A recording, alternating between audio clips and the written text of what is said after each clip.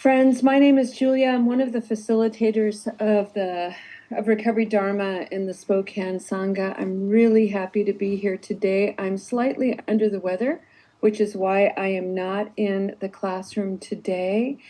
A gentle reminder for everybody. One of the things that's really beautiful about a Buddhist practice is the invitation to sit quietly, to settle into the body and into the mind, and to just begin to have a gentle exploration of how the body's feeling, what the mood is like, what the thoughts and stories are that we carry around with us. But there are days where we are not quite able to settle down, where it's challenging, we're uncomfortable. So I really want to encourage a, a spirit of freedom and fluidity in our practice today. So if your body especially needs to lie down, please feel free to do so. In fact, if you're able to do that now, put your body in a position of rest. I invite you to get comfortable. If you're sitting in a chair and you have the capacity to sit tall, please do. If you're sitting on a cushion and you'd like to be in an active posture, that's great. If at any time during this meditation you feel it necessary to get up and move, if you're online, turn your camera off and do so. If you're in the classroom, please get up and move. You can go into the kitchen and make yourself a cup of tea. You can also leave. You know, there are a lot of people in recovery meetings that feel like they can't leave. They're sort of stuck there for fear of being admonished. I would encourage you to trust your knowing, trust your own wisdom, and if anything is stirring so deeply that you're not comfortable in staying, take that wise action and take care of yourself, even if it means leaving the meeting. And with that, let's take a deep breath and come to this beautiful practice. Today, we're going to have a reflection on interconnection, specifically the simplicity of interconnection, interdependence, interbeing, inter-are. These are some of the words that you might hear that mean the same thing. All month long, we've been talking about it. We've been putting it in the context of interconnection as self-centeredness and an extension outward to deepen our connection to everything around us. But first, we have to understand ourselves. The cultivation of self-awareness and self-acceptance nurtures interconnection.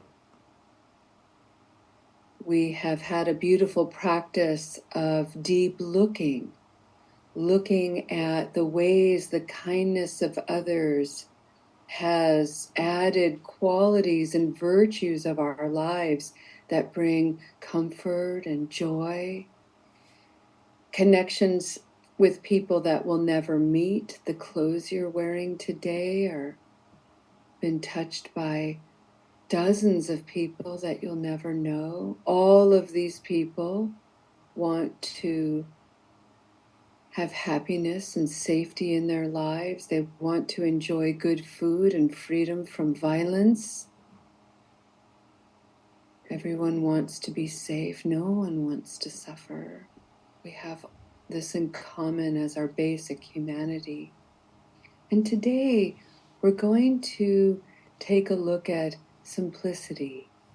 On Tuesday, I brought forward a lovely meditation by Thich Nhat Hanh called The Dandelion holds my smile.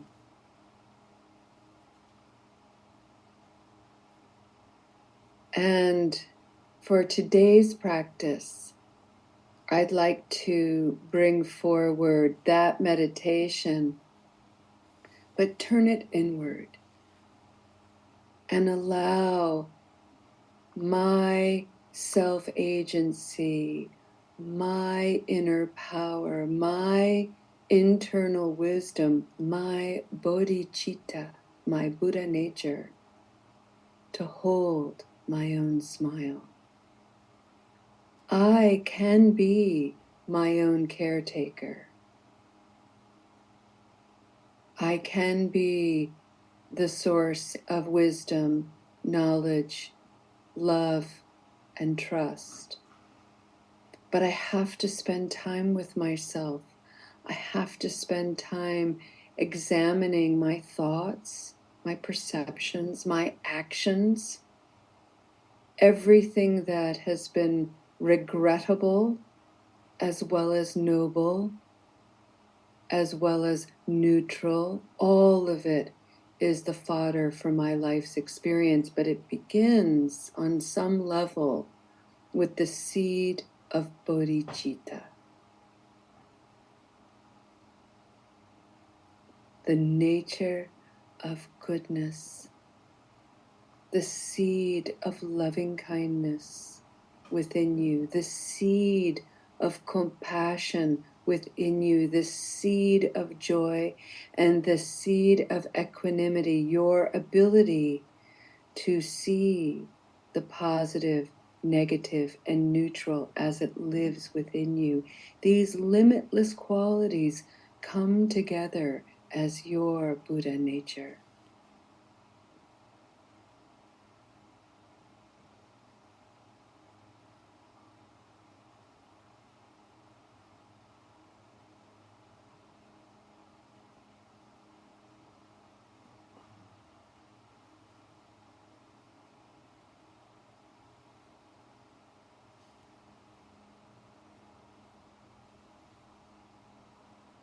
One of the most destructive and distorting natures of habit energy, or consequences of habit energy, better stated,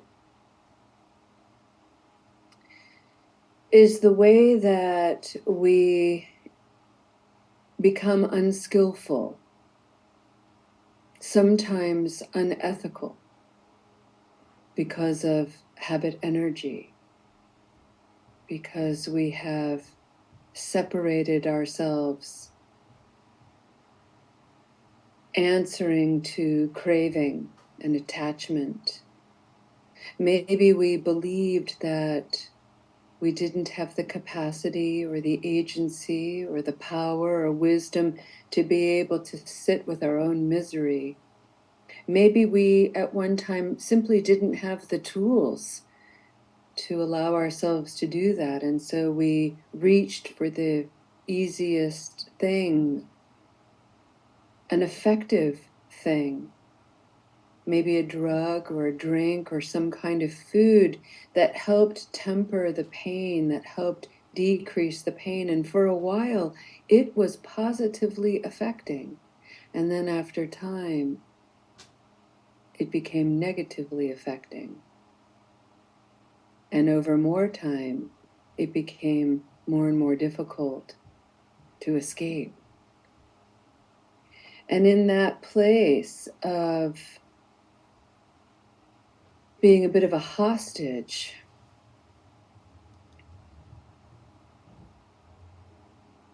the seeds of negativity were watered.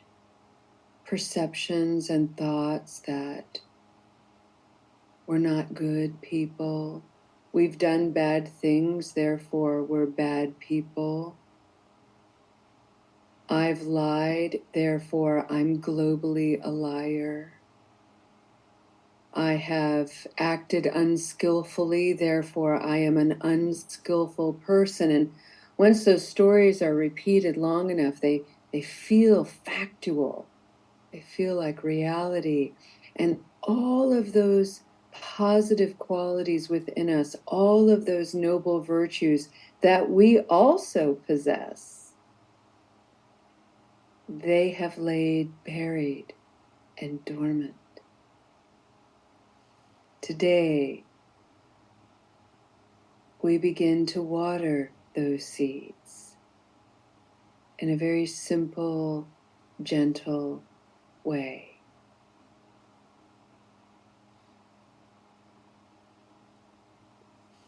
Breathing in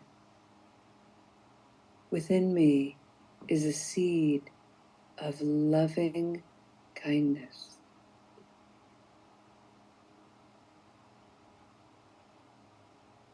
Breathe that in. Within me is loving kindness. It's already there. Breathing out. It waits for me.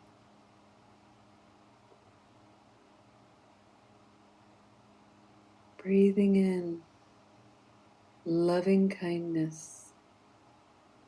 Breathing out, waiting for me.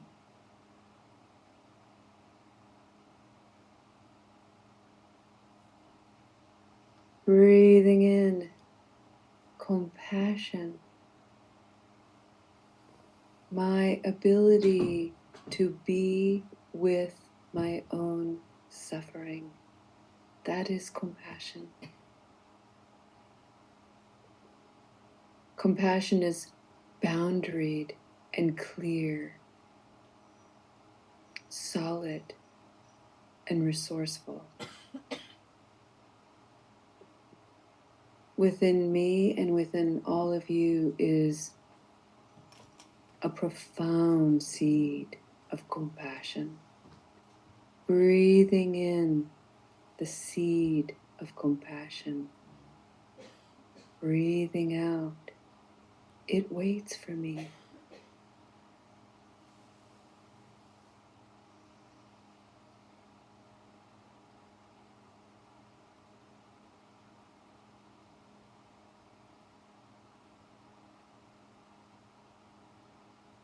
Breathing in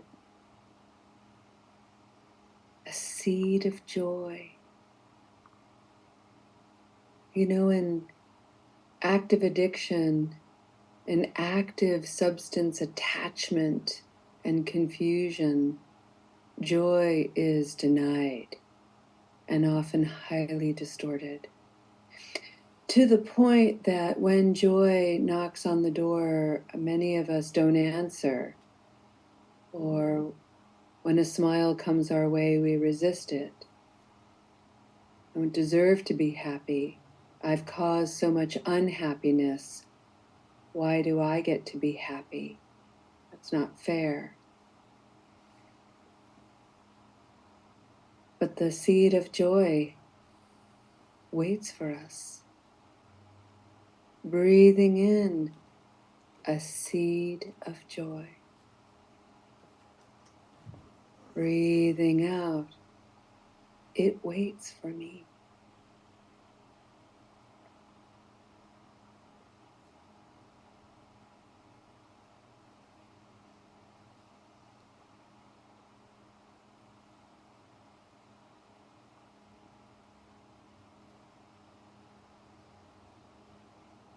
Breathing in this concept called equanimity. Thich Nhat Hanh called it freedom. And he also called it space. To be equanimous with oneself, one needs to have some space in order to see the way things are arising within us with any kind of clarity.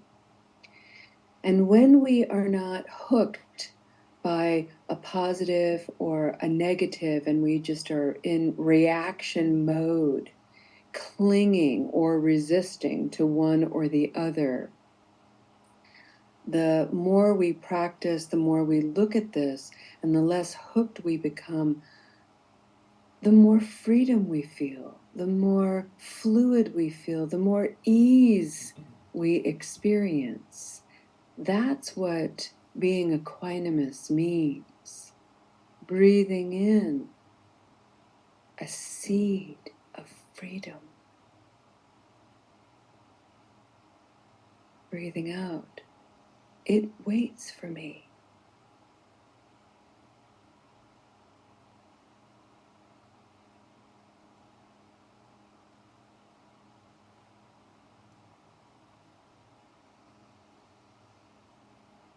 This simple practice alone is a practice of loving kindness, compassion, joy, and freedom. The fact that we're intentionally breathing in and breathing out together is an extraordinary way to refresh and empower bodhicitta within us all.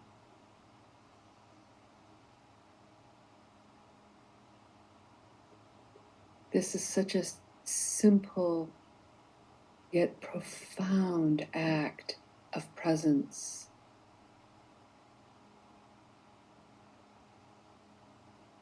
And this is a beautiful way to gently touch into your humanity, your noble human beingness that waits for your attention.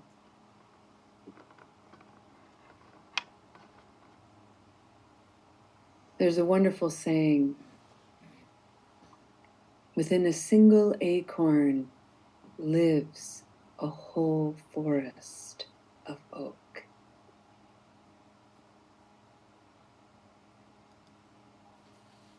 Within your humanity lives the humanity of us all, and your caretaking is mine, is the world's.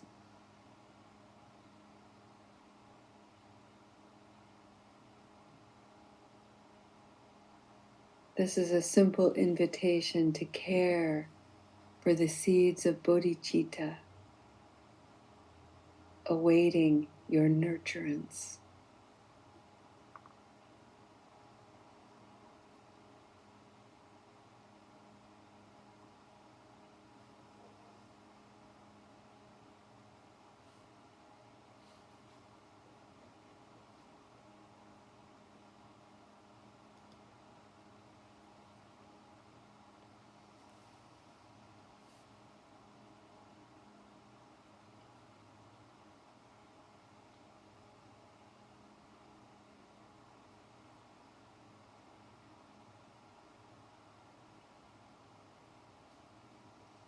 Let's take one collective breath together, breathing in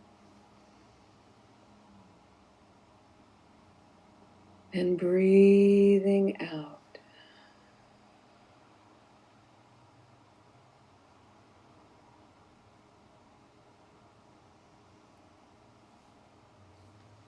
Thank you, friends.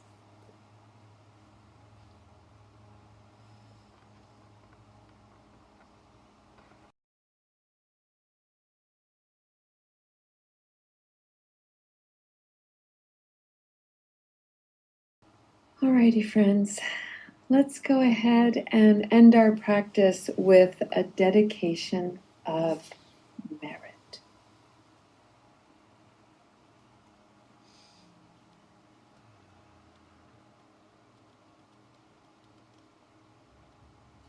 This is a book by Thich Nhat Hanh called Cultivating the Mind of Love. And I love this book. And this is I'd like to read a little bit from the chapter about Sangha and community. And it speaks to the seeds of bodhicitta and how bodhicitta within each of us is waiting for us, waiting for our attention, holding our smiles.